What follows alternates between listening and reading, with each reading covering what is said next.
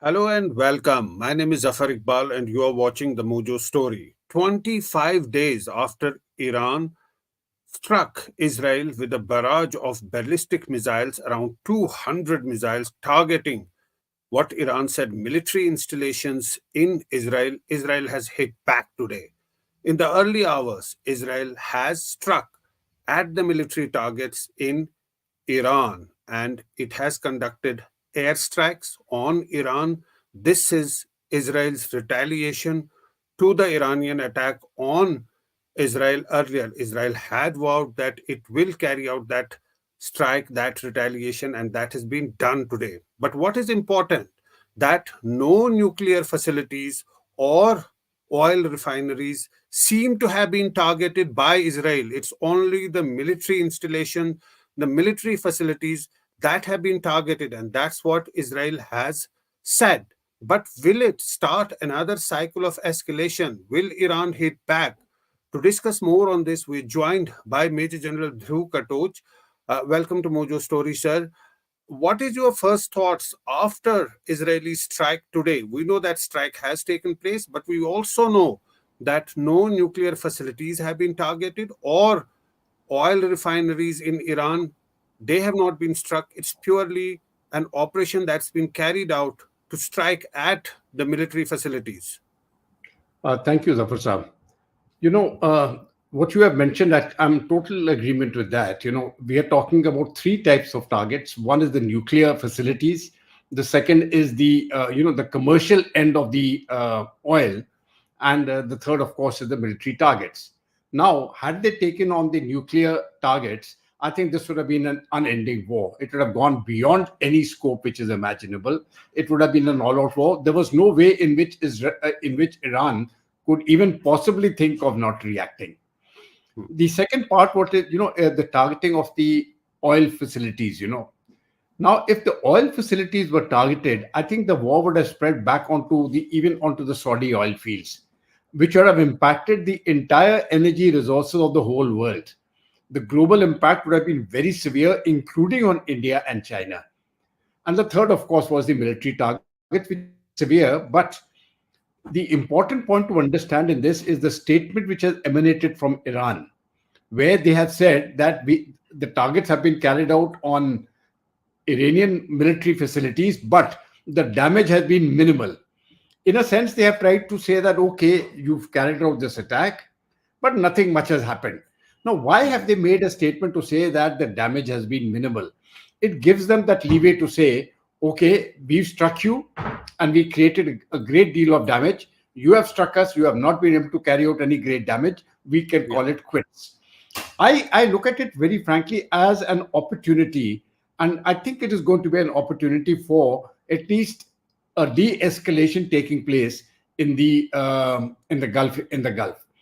That is my initial impression. Is I think there is going to be a de-escalation. However, nobody can really predict what is going to happen in West Asia. Nobody can predict. We couldn't predict what will happen in Russia and on the Ukraine war. And I think even here, this is unpredictable. But my gut feeling says that the opportunity for peace now has actually increased instead of decreasing. Right. And already the reactions have started coming in. Saudi Arabia, which is close to Israel and also a neighbor of Iran, has condemned Israel attack and has called it violation of sovereignty. But before discussing further, let's exactly hear what Israeli military spokesperson had to say after these strikes were carried out, and then we'll go to the Iran's response. What has Iran said about these strikes? In response to months of continuous attacks from the regime in Iran against the State of Israel, right now, the Israel Defense Forces is conducting precise strikes on military targets in Iran. The regime in Iran and its proxies in the region have been relentlessly attacking Israel since October 7th on 7 fronts, including direct attacks from Iranian soil. Like every other sovereign country in the world, the State of Israel has the right and the duty to respond. Our defensive and offensive capabilities are fully mobilized. We will do whatever necessary to defend the state of Israel and the people of Israel. Right, you heard it, and we got a tweet from Iranian military which says that despite previous warnings from the authorities of the Islamic Republic to the criminal and unlawful Zionist regime to refrain from any adventurous actions, this illegitimate regime, in a provocative act, targeted military centers in the province of Tehran and Khuzestan and Elam early morning. This aggressive action was successfully intercepted and countered by the integrated air defense systems of the country, resulting in limited damage. Very important, limited damage to some locations. The extent of this incident is currently under investigation. And then it goes on to say, in this context, the public is invited to maintain solidarity and calm, and it's requested that news related to these events may be followed through national media, avoiding attention to the rumors spread by the enemy media. Now, what is important here? They've confirmed that a strike has taken place. They have, in fact, given the locations where the strike has taken place. But they have said that it was a limited strike, and their air defense was able to intercept Israeli attacks. So one gets a sense that they're just trying to play it down. I agree. And you see, the important thing now is why I'm thinking that is going to be a de escalation. I'll just give you a thought process. Is when the Iranians attacked the Israeli targets, they were precision attacks. While most of the missiles and the attack were thwarted, but let us understand, the Israeli Air Force was hit, the airfields were hit, and which shows that the capacity and capability of Iran to hit at targets which are important to Israel is there.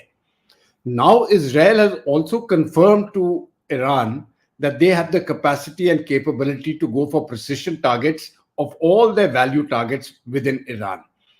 So, in a sense, I see, Zafar, a deterrence being built up from both sides. Both sides have told each other, listen, this is my deterrence capability. At the moment, we have only hit targets which are important targets, but which are not going to sort of, be earth-shattering in that sense. Right. So, Israel has also got economic targets. They were not touched. Iran has got economic targets. They were not touched. But both sides know that can happen, which is why I think we are now moving towards a de-escalation. One more point I want to bring out, which may not be directly related to this, but you see, you are well aware of the fact that a few days back there was a Kurdish attack on Ankara in Turkey. Yes. Where their military again, please remember, their military facility was attacked. Now, obviously, the Kurds wouldn't have had that capacity and capability. It would have been inspired by Israel. Let us understand that. So again, that is a proxy. But what are the message being sent? The message was being sent to Turkey that we know where your military targets are also. So please don't get involved. Right? So I think everybody is getting the message. Israel is getting the message to go slow. Iran is getting the message, and Turkey is getting the message. And the fourth important statement I would like to bring out is what the US has said. The US has the important part of what the US said is that this attack has been carried out by Israel, and we have had nothing to do with it. Right. They have totally disassociated themselves from it. Right. Now, again, it is telling people, listen, it is a local conflict. The way I read it this way, it is a local conflict. No major damage has been done to any side. The time has come now by which we can talk and diffuse the crisis. So I think it presents to the countries involved directly and to the world in general an opportunity for going ahead as a first step towards de-escalation. Right. And when Iran had attacked Israel, at that time, President Biden had ordered his forces to shoot down those missiles. And later, what followed was that an advanced defense system was sent to Israel, the THAAD system, to shoot down any further ballistic missile attacks from Iran. So, on one hand, America is giving a clear message that it's there to defend Israel. But on the other hand, the US is making it clear that it was not involved in today's operation. So this is a clear messaging from the US also to perhaps de-escalate, telling Iran not to retaliate any further so that this cycle of escalation stops here. Yeah, I think that's a very fair assessment, and I would actually go with it. You see, I was very concerned about what the Americans will say, especially because there's a general election coming within a couple of weeks from now. I think 5th of November is their elections. So the situation is the situation in West Asia is very tense, and the elections makes it a very critical factor. So this statement, I think, has been designed to understand what is happening on the ground. Okay, a situation has taken place, but America was not directly involved. We've got nothing to do with it, and Right. it is an Israeli attack. And if America really comes in, it'll only be to defend Israel, not to assist Israel in any offensive ventures. So to that Right. extent, I think signals are being sent appropriately. And very frankly, because nobody wants this war to escalate, especially China and India. Right. Because two of us, if it escalates, Zafar, take it from me. I'm telling you right now, this will go on onto the energy domain, and Yeah. the oil fields are going to be hit, both sides, all sides. Yeah. And who are the sufferers? The major importers: India Yeah. one, China two. Yeah. Require oil, they've got enough, and America doesn't require oil. They're okay. But even Yeah. Israel is going to be impacted if the oil is hit. So I think it's going Right. to be a lose-lose situation for everybody. Everybody's going to be a loser. But here, there is a chance. I mean, I agree an attack has taken place. Uh, but I have a feeling the way the Iranian media is handling it, the very clear message from Iran to their people: don't listen to outside news. Listen to what we are telling you. Right. That is That's diffusing the what. situation. Yeah. That is diffusing the situation. Absolutely. Absolutely, that is diffusing the situation and the role of the US you spoke about. According to reports, if we read that statement, a senior Biden administration official indicated that while the US did not participate in the strikes, it had been actively involved in discussions with Israel, encouraging a targeted and proportional response to minimize civilian casualties. President Biden had specifically advised Israeli Prime Minister to design a response that would deter further aggression while avoiding escalation into broader conflict. We have heard it in the last few days that America has been telling Israel that if at all you are going to carry out that retaliation, desist from striking Iran's nuclear facilities or oil fields, because Iran had also made it clear in that scenario it's going to aggressively respond. And that is perhaps America has been able to convince Israel not to do that. And that's exactly what's happened now. Yes. There are so many angles to this particular issue, but I think the economic angle is the one which I would really take very, very seriously, because the impact on the whole world, I think, would have been tremendous, and it is something which in our present scenario, I don't think the world can take on an energy crisis after the two wars which are already going on. That is one. Number two, for America to get involved further into another conflict in the Gulf is going to be something which they won't be able to handle. I mean, you're already deeply embroiled in the Russia-Ukraine war, Yeah. and for the Russians also to rake up another front here, it's not going to suit their interests. So I think there is a convergence taking place in amongst the major global powers. That, listen, enough is enough.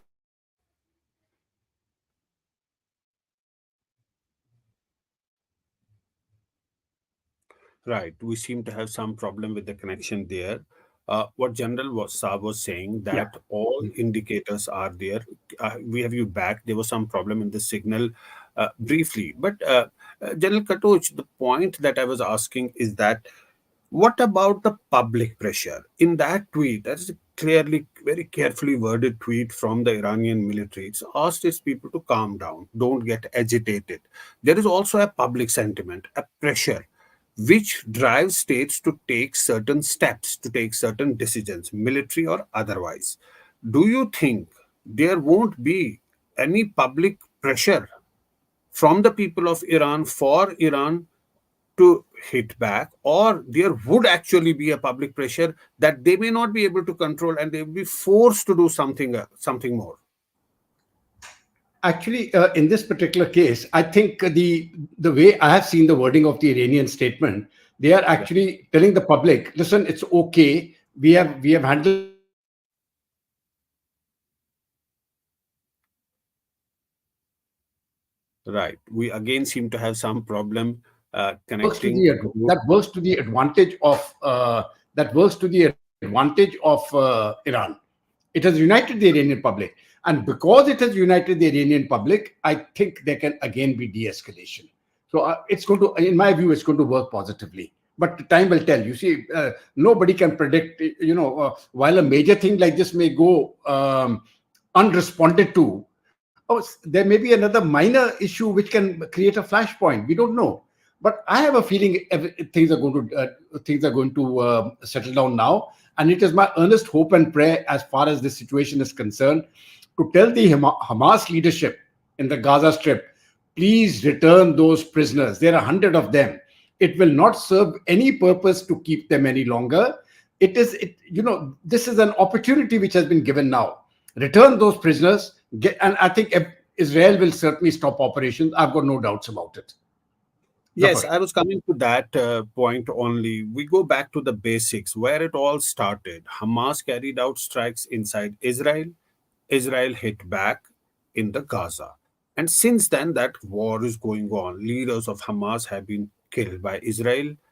Israel has launched its military invasion, its ground invasion in Gaza, but it's not been able to get those hostages back. So, in a way, this war can, and if those hostages are got back, but Israel has so far failed to get them back despite having boots on the ground, and it's only for Hamas to release them so that we see some sort of an ending of this war. No doubt it's spread to Lebanon, to Iran, they've also got involved, but what happens to the root of it? That is Gaza, that is Hamas, that is where all those hostages are still in their uh, with them. They have not been able to rescue them. Israel, even after a year after they launched a counter strike. No, that remains the Israeli problem. You see, they have not been able to get the hostages back. So obviously, they have been placed in they have been put in such a place that despite all the Israeli presence there, despite the intelligence, they have not been able to find out. But ultimately, you see, 1 year is a long time.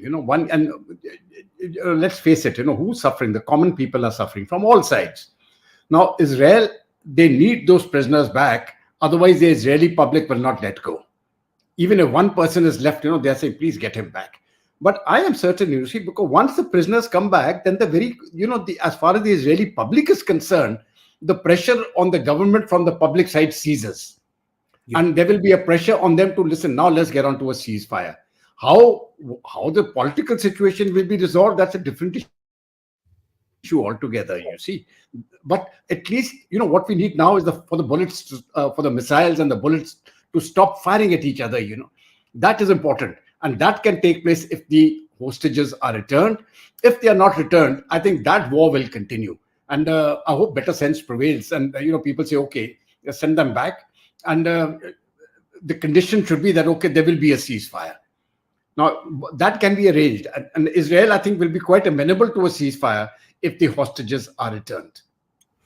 And Israel has also laid out its conditions. It does not want a Gaza which again ruled by Hamas. It's made it very clear. So these are extreme positions that have been taken by Hamas and Israel. They are not releasing the hostage. Israel says they don't want any existence of Hamas.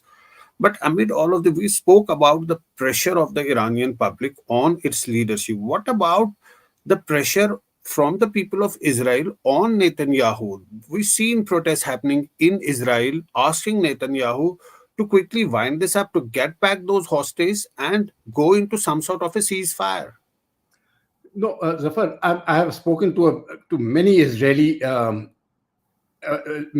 people in the thought business, in the think tanks, etc., who actually shape opinion in Israel. One thing is very clear: every single Israeli is united behind their president on the war, precisely because the hostages are there. Right. And once the hostages come back, that support which the president is getting from the people of Israel, that will go. Then there will be the clamor to end the war. which is why it is important that the hostages be returned. Yeah. Anytime, I attended a function sometime back in the Israeli embassy, that was a few months back, and there, the banner there in that thing was bring them home. Any function which Israel is organizing anywhere in the world, this banner comes up, bring them home. It is something which is very close to the Israeli heart, that they're not going to let go. So once those prisoners, once the hostages are released, that thing gets out from the Israeli public. And I think that it is important to understand that. I hope the Hamas leadership understands that. It is an opportunity because which exists now, it won't exist forever. So you have a chance. This Israel has attacked. Everybody knew at some point the attack will take place. Iran has given its response to the attack, which is muted. So that chapter, I feel, can be closed. The final chapter to be closed is the hostages, and then there is a chance that opportunity exists for a ceasefire. I hope they take that. Otherwise, all bets are off, and then we continue fighting. They fought 1 year, they can fight another 1 year. But this opportunity is there, and I feel all parties should take it. I'm not getting into any side. All parties should take this opportunity and get onto the table and start talking and have a ceasefire. Right. In fact, Benjamin Netanyahu has been addressing his people since the eruption of the war, and the primary focus has been on the hostage. If we can play up one soundbite where he addressed the people of Israel. My fellow Jews, uh, here in Israel and throughout the world, is stand up. Stand up. Don't be frightened. Stand up, be proud, and push back on these anti Semites. Don't let anti Semites win the day. Don't hide. Be proud and be strong. But I ask that too of all the friends of civilization, all the friends of Israel. I ask them to stand with them. I ask them to fight back the forces of anti Semitism, because this hatred starts with the Jews, but it always, always passes to the rest of society. We saw that in the Holocaust. Hitler began with the Jews. My father was 23 years old. He was a historian, but he was a young man at the time. 1933, Hitler comes to power. My father said this. He said, what begins with the Jews will turn into a Holocaust, a word he used, in 1933. And he said, but it will not end with the Jews. It will endanger all free societies. And what we must do, he said, is to persuade the free societies that they must fight Hitlerism, not only for the sake of the Jews, but for their own sake. I say to you today, many, many decades later, that we have the same problem. The anti-Semitic assault on Israel, the attempt to destroy the one and only Jewish state, and the attacks on Jews worldwide is not merely an attack on the Jewish people, it's an attack on all free societies. We all have to stand together and push back this threat and defeat it. Right. Right. That is Benjamin Netanyahu. Clear message by Benjamin Netanyahu telling the people of Israel to stand up. But what we've been seeing, he's also addressing other allies. He's telling them it's not merely Israel's fight, but it is their fight also. So, how should the rest of the world, the neighborhood of Israel, Israel's allies, America, Russia, which is on the other side, how should they all react to this? I think there is one unanimity that there should be a ceasefire. But again, the positions are so stiff that hostages are not released. Israel says it won't accept Hamas's, existence after this. What is the role of other countries, the rest of the world? Because this is not now limited to as regional thing. Because all international forums, all conferences get dominated by this subject, the Israel Hamas war that has gone on for a year, more than a year, and spread to other areas also. Uh, Zafar Saab, I think one very important event is one important activity, when you're looking into what the world people are doing, is the message which has come from the Arab world. Yeah. They have not allowed it to become a Jewish Muslim war. I think that is very important to understand. So now that aspect has been taken out. It is not a war against the Muslims. So the Jews and the Muslims are not fighting. The Jews have got their fight, or whichever way they look at it. Which is why the Arab world has not come on to onto the side of Iran, and they're also asking for a ceasefire. Because the problem is, once you make it into a civilizational fight, and you all the Muslim countries, the Muslim world gets together, so to say, the Sunnis, the Shias, the Sunnis, and all the rest of them, then it becomes the Muslim versus the rest, and that is going to be a very dangerous proposition. I'm glad that the Arab world has not gone that way. They are treating it as a localized conflict, a tribal war over territory. And if it is kept in that sense, I think that is a good sign. So the Arab world is looking at it in a different way, which is positive. The Americans have made it very clear we are not going to get involved in the war, but they will do everything in their power to protect Israel. So they will provide Israel defensive help, but not offensive capability. And they have shown that also. What the US do, Western Europe follows. Russia hasn't made any statement as far as this particular war is concerned. They have not gone actively onto any side, especially onto the side of the Hamas, because they have an axis with Iran. So they haven't made any statements to say that we are solely on the side of Iran and we are against Israel, though they have their sympathies towards Iran. So Yeah. when I'm looking at it that way, I think to a very large extent, the world has maintained a sense of neutrality, including India. India has made it very clear that we are not for any side. We are for the ending the war. Yeah. And I think so long as the majority of the world's countries, Russia, uh, China, and the rest, India, of course, has made the start. Uh, so along with India, the other major powers, if they start saying, okay, we are not going to be part of the war, but we'll be fighting for the peace, I think that message has also gone across. So to that extent, it has been localized, and I think that is a positive factor. So because it has been localized, the chance for peace exists after this Israeli attack. I've seen many commentators saying that it is going to escalate. I have the alternate view. I think it presents an opportunity for peace, and it behoves all the powers in West Asia to take this ahead and go for that peace. It may be some time in coming, but I think it can lead to a ceasefire faster, possibly in a very, very short time frame. Right. Zafar. So we're seeing those tweets coming up from Iranian military that child killers are no good for real war, something like that. But you spoke about civilizations and Muslim world and Jews. Benjamin Netanyahu was bringing about the concept of civilization, that is a civilizational war. But also the fact is that Iran is standing up to Israel. It is a Shia dominated country, while as the Arab world is Sunni dominated. And if a Shia dominated country, for whatever reason, stands up to Israel, it is also sending across a message that it is the leader of the Muslim world. How would the Arab nations, you know, deal with that situation also? There is an internal dynamics also involved in all of this. No, that internal dynamics is very clear, because when we are looking at the Hamas, uh, the Hamas is Sunni.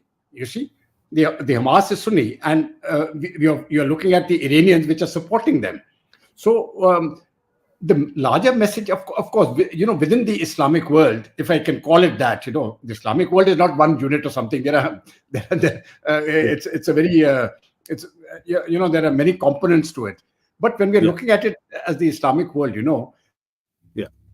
there are three major power centers. One Yeah. is Saudi Arabia, which controls the holy mosques, Mecca, Medina. That is one Yeah. power center, and the Saudis are looking at control of the Islamic world, of the so-called Islamic world. Iran wants that leadership, so that becomes the second power center, and the third power center is Turkey, which used to be at one point of time they had the caliphate.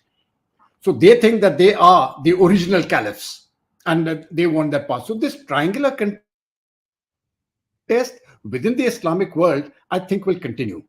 But I don't think it is going to extend onto this war. I think we have to treat that separately, because the dynamics in the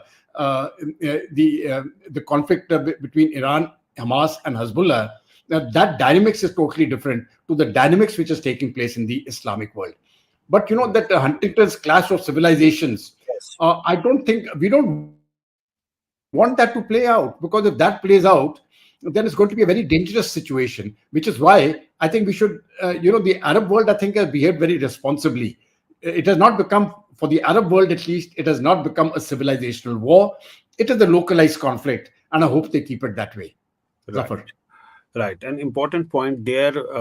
We'll have to leave it here. But to recap for our viewers, that Israel launched airstrikes on Iran. This was in retaliation to Iranian strikes 25 days ago. Israel had promised that it will do it, and it has done it. But what is important is that no nuclear installations, no oil fields or oil refineries were targeted. It was military installations that were targeted. Iran has tried to tone down or play it down by saying that those strikes were successfully intercepted and the damage are not so great. That is what the Iran has said and told its people to stay calm. But amid all of this, the conflict in Gaza is continuing, and we keep seeing those pictures of desperate people, trying to get that loaf of bread as war rages on. The hostage still with Hamas, 100 of them, and Israelis are continuing with their war efforts. A year later, we don't see any situation, any sort of an indication that war will end. But today's development may well be one sign of a de-escalation and perhaps a step towards the end of the war. We'll have to leave it here. Thanks so much, General Katouch, for joining in, and thanks to our audience for watching the Mojo Story. It's great to see you here. Thank you for watching our work. If you haven't subscribed yet, don't forget to click the bell icon and subscribe to Mojo Story and support independent, robust journalism.